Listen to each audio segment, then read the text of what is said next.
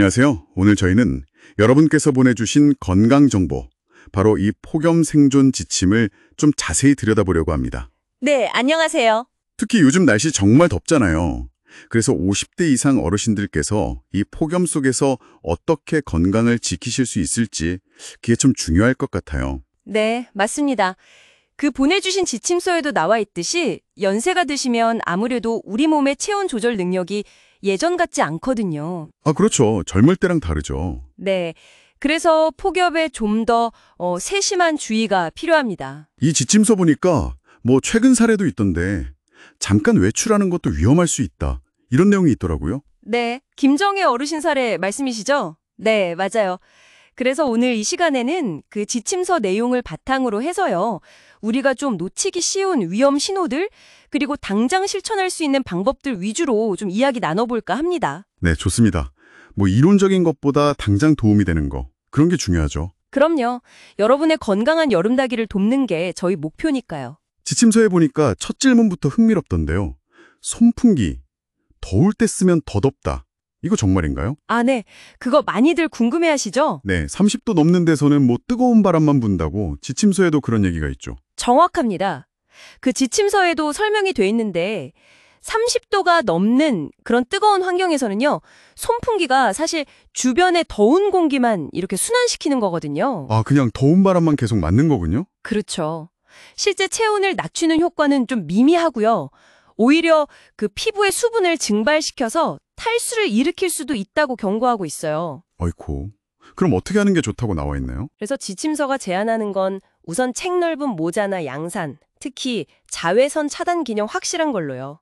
그걸로 직접 햇볕을 피하는 게 첫 번째고요.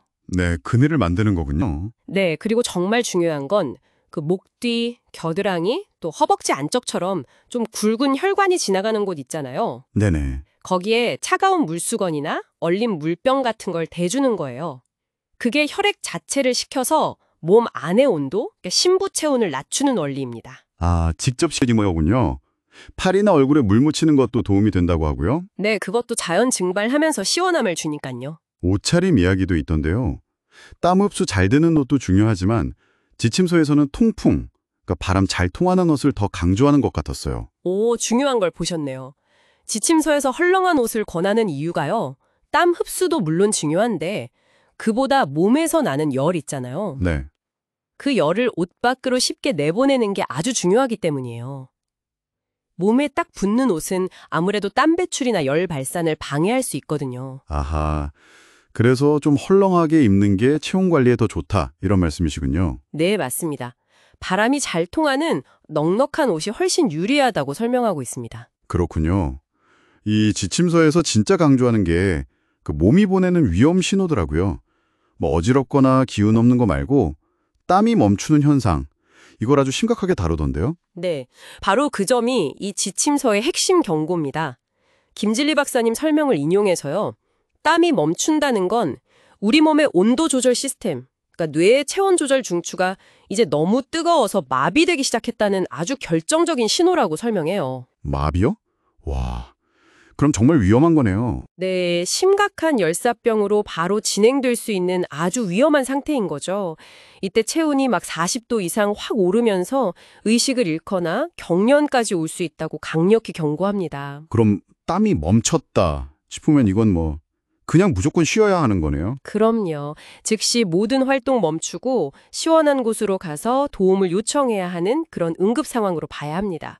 땀 멈춤, 위험 경고 등 이렇게 생각하셔야 돼요. 아, 정말 중요한 정보네요. 지침서에 보니까 당뇨 있으신 분들은 더 조심해야 한다, 이런 내용도 있던데요. 네, 맞아요.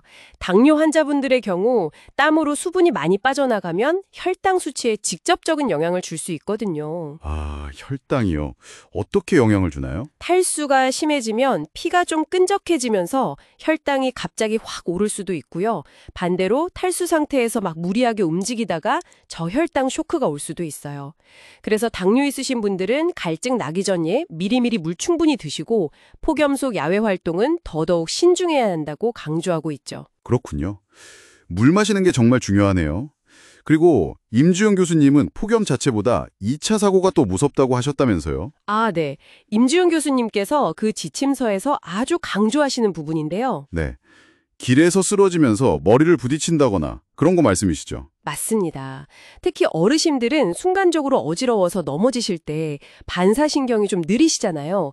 그래서 뜨거운 아스팔트나 보도블록에 머리나 엉덩방아를 찧어서 골절, 심하면 뇌진탕 같은 아주 심각한 부상으로 이어지는 경우가 생각보다 많다고 지적하세요. 아이고, 열사병 자체보다 그 넘어지면서 다치는 게 더 위험할 수도 있겠네요. 네, 그런 경우가 드물지 않다는 거죠.